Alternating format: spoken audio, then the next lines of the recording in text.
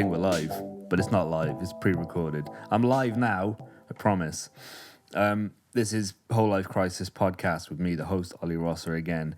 Just another solo one, again, just to keep up to date with a few things that I've been thinking about throughout the course of the week.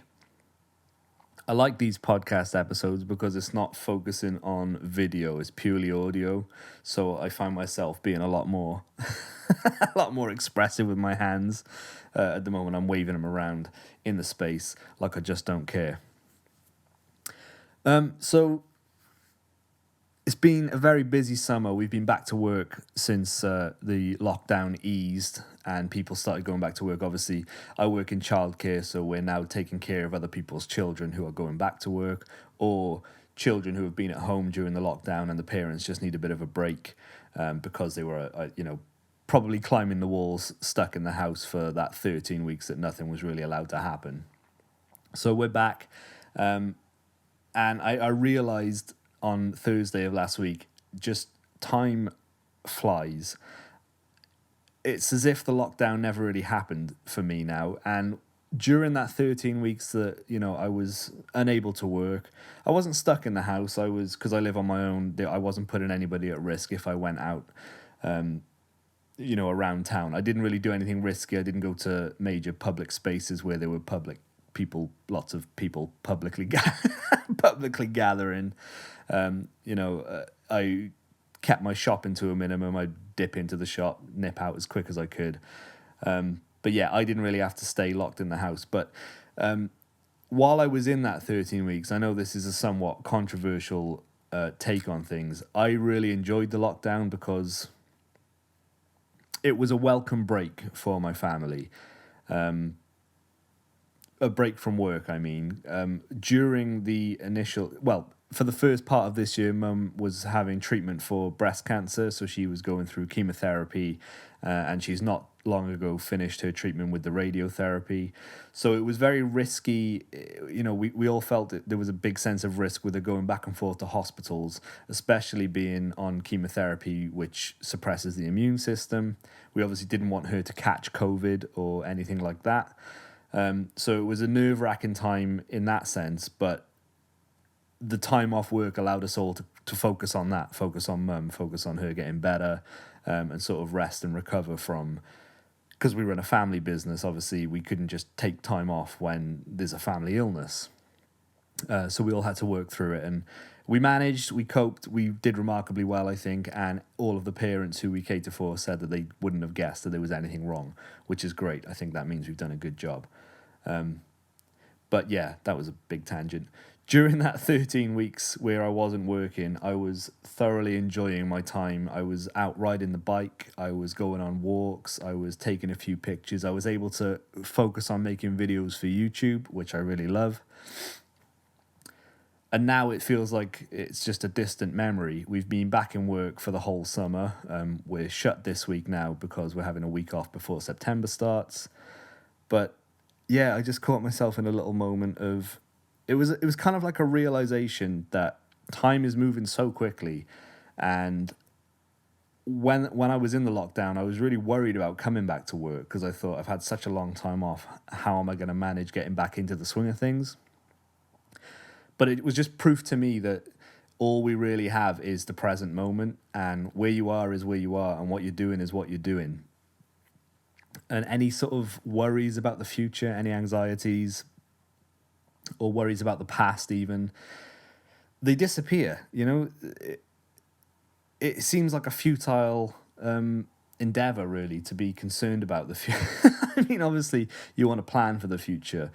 You want to put yourself in good stead for what's to come. You don't just want to live your life with gay abandon and, not care about things. But I think what I mean is all that anxiety about going back to work, it's disappeared now. I'm in it now, and we've had a really successful summer.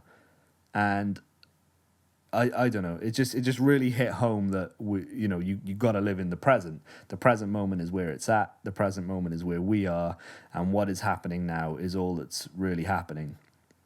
Does that make sense? I think about this quite a lot from time to time. I got into a bit of a spiritual phase maybe 6 or 7 years ago, and it's something that stuck with me for a while, which I will go into at the end of this episode. But yeah, the present moment is where it's at. Does that make sense? I hope so. That was a bit of a rant for no real reason. But it leads me on to the main subject that I wanted to discuss in this podcast, which is, as I did last time, I discussed the ideas around the saying, you cannot pour from an empty cup, meaning that if you're not taking care of yourself, you're not putting yourself in a good position to therefore take care of others. So looking after yourself isn't necessarily a selfish act unless it's done with selfish intent. It can be a selfless act.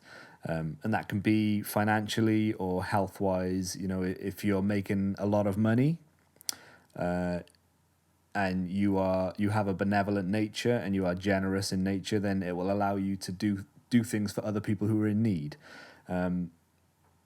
If you're constantly taking care of other people to the point that you let yourself fall apart, which is kind of where I feel like I am maybe a little bit at the moment. I'm not feeling my healthiest because I've been focusing on other things. Then obviously it doesn't put you in a good position to continue caring for other people because you've not been caring for yourself and now you're depleted.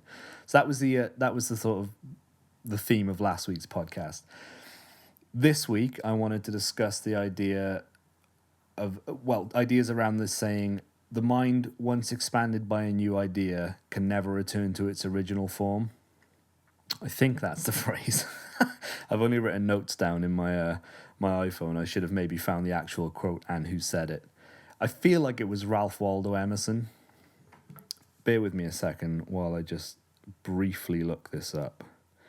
The mind, once stretched by a new idea. Yes, it was Ralph Waldo Emerson. The mind, once stretched by a new idea, never returns to its original dimensions. I don't think... This is a bold statement. I don't think a truer sentence was ever uttered. Over the past couple of years, since I got interested in self-improvement, I wouldn't necessarily call it self-help, but I started reading a lot around what I can do to make myself a better person, whether it's diet and exercise, meditation, money management, all of those kinds of things. And along the way, obviously, I've done some reading which has put brand new ideas in my mind, and it has stretched my perception of things to the point now where I am looking at the current things that I'm doing and I'm planning my future through the lens of what I've learned. I hope to be able to make this very concise. I've not written any notes besides the initial statement. But yeah, I think we come across these things during our lifetime. For example, a big one for me was, I think about 6 or 7 years ago, I found myself in the most unhealthy position I've ever been in. I was back and forth to the doctors having blood tests and things because I just felt really rough. And it turned out that I had given myself non-alcoholic fatty liver disease. And it was purely based on my lifestyle and dietary choices because I don't smoke, I don't drink. So I'd put myself in a bad position. So as a result of that, I started looking at strategies and ways that I could cure myself or heal myself or just start living a better lifestyle. And along that journey, I came across two things which have stuck with me, at least mentally, ever since, really. One was juicing, and I found the Dan McDonald channel on YouTube, who talks about juicing raw organic vegetables and fruits. And then that led on to actually three things. The second one was intermittent fasting, which is a method by which you don't eat for a large portion of the day and you only eat in a specific window. For example, I only eat between 12 o'clock and 8 p.m. And for the rest of the other 16 hours in that day, I don't eat anything. 0 calories. I don't consume anything that could spike my insulin. And the third one was Mark Sisson's Primal Blueprint, which is essentially a method of... It's a low carbohydrate diet which puts more importance on healthy fats. So you cut out any grains and sugar. You don't have any rice, no bread, no pasta. any sugar or any additional sugars, and you just eat essentially vegetables, meat, fish, fowl, eggs, anything that comes from the earth that isn't processed. And I found great success with all of these three strategies. And for a few years, I was feeling incredibly fit and healthy. I was doing really well. I was thriving. I was loving life. And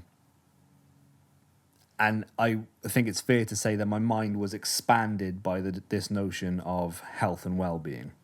Since then, I've fallen off the wagon, and I'm not really practicing these strategies as well as I could be. In fact, probably not at all. At the moment, I even struggle to keep the intermittent fasting going, which is probably the easiest of those three to do.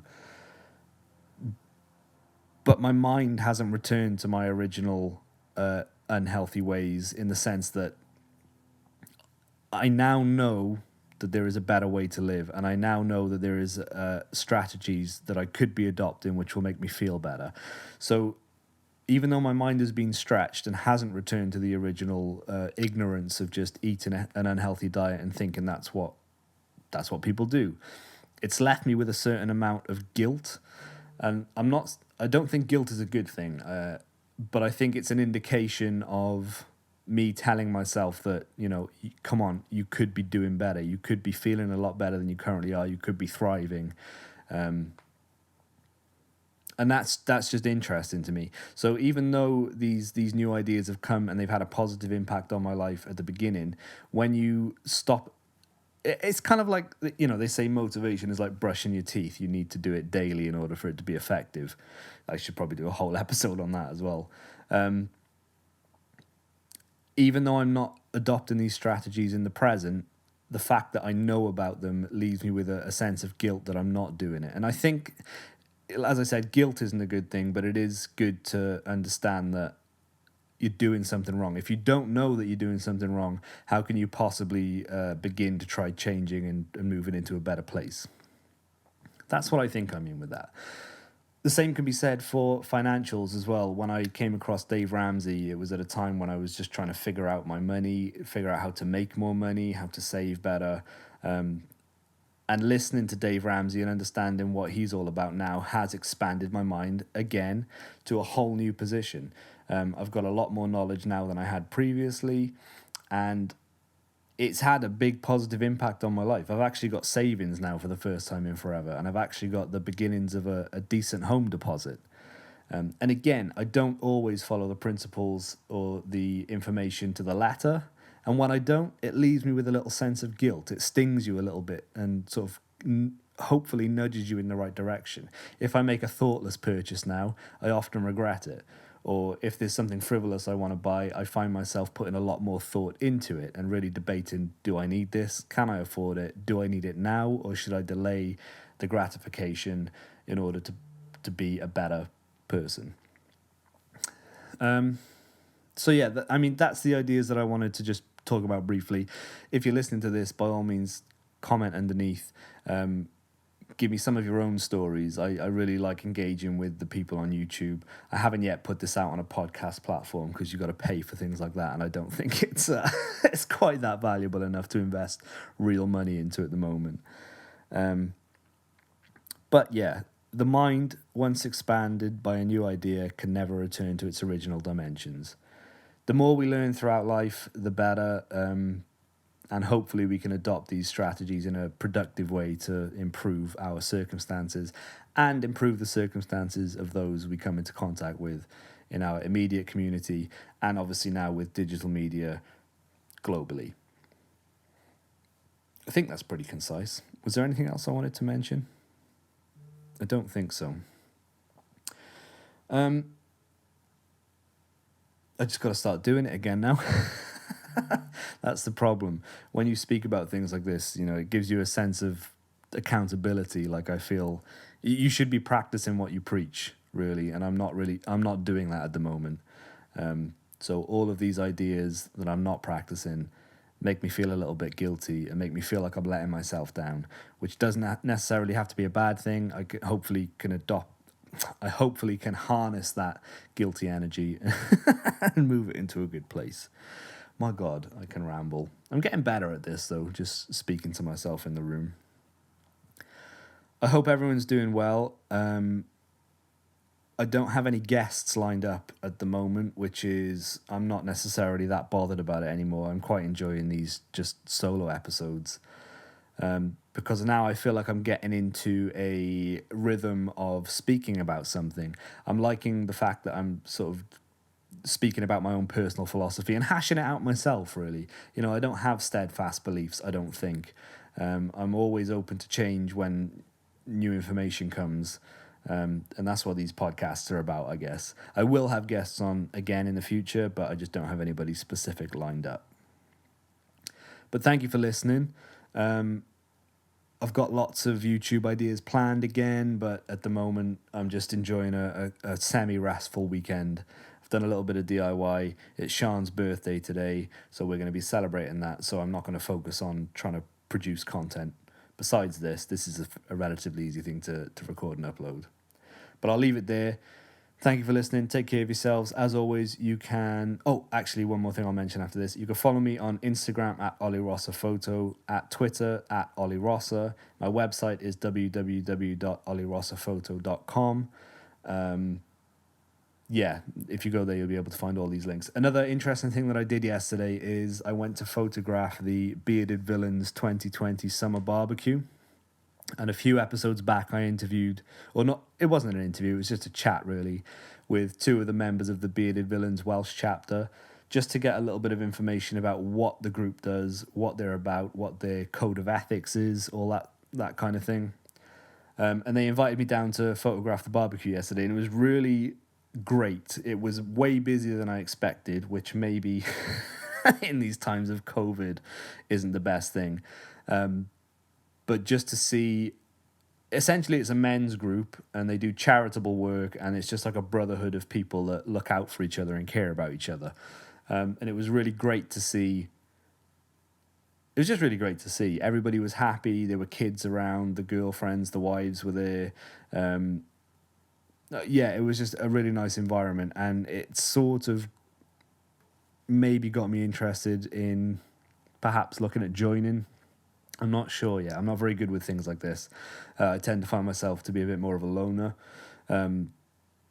But yeah, being down there, obviously everybody had a similar aesthetic. There was just dudes with big beards. It looked like a bit of a biker's club because everybody had their patches on and they're sort of like few with leather vests and check shirts and stuff like that. And I can understand it would be a bit intimidating to see a big group of people like that. And as we were walking through Porthkerry to go to the viaduct to take some photos, you did see, some of the families down there sort of glancing over, kind of like, who the hell are these guys? But yeah, couldn't have met a more friendly bunch. And it was really interesting because it wasn't just the Welsh Bearded Villains that were down there for the barbecue. They had people who had flown down from Scotland, people from Northern England had driven down. And that's amazing. Just to have a fraternity of men who... They just care about each other, and it's nice to have that kind of thing in the area. And it was good to see yesterday.